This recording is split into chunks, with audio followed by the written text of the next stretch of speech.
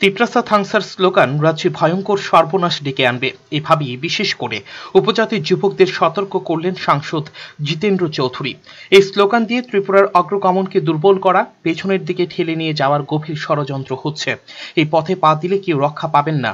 সম্প্রতি সমস্ত উপজাতিদের এক মঞ্চে নিয়ে আসার যে স্লোগান উঠেছে, এর প্রেক্ষিতে কথাগুলি বললেন তিনি। জেনুইন ইস্যু এবং ইনজেনুইন ইস্যু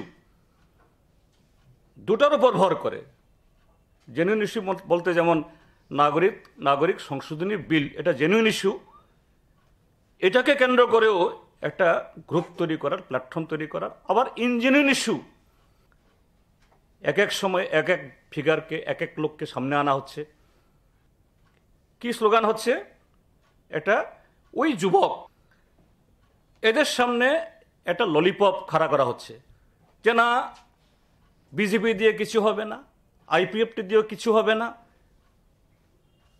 সিপিএম দিয়েও হবে না, কাউকে দিয়ে হবে না,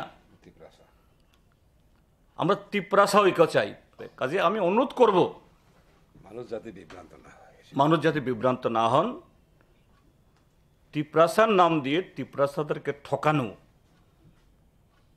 ত্রিপুরাজ্যটাকে পিছিয়ে দেওয়া, গণতন্ত্রকে হরণ করা, দুর্বল করা, আজকে গৌরবসির মতো ঘটনা করার যে সাহস করিয়ে দেওয়া, এটা সর্বনাশের একটা পথ তারা তৈরি করেছে।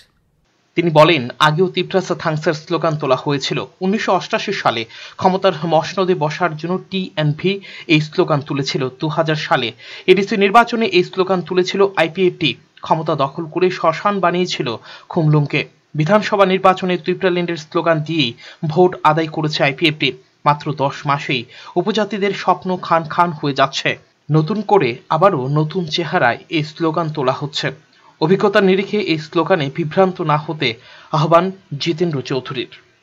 1988-তে এরকম টিএনভি কংগ্রেস এবং যুব সমিতির সরকার বসানোর জন্য, পাহাড় দখলের জন্য এই AK-47 দেখে বলছে তিপ্রাসা থানসামাও নাই এসছিল।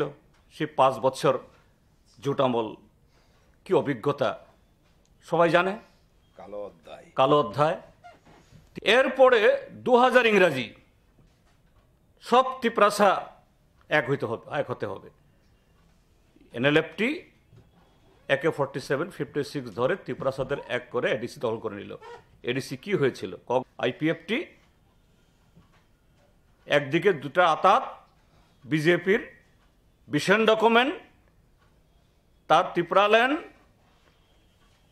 আর প্রচার তিপ্রাসা থানসাউন্দি, যে তিপ্রাসা মানে ট্রাইবেলরা একত্রিত হয়ে বিজেপিকে একবার ফুল চিহ্নে ভোট দাও। ত্রিপুরাল্যান্ড ভিশন ডকুমেন্টে না থাকলেও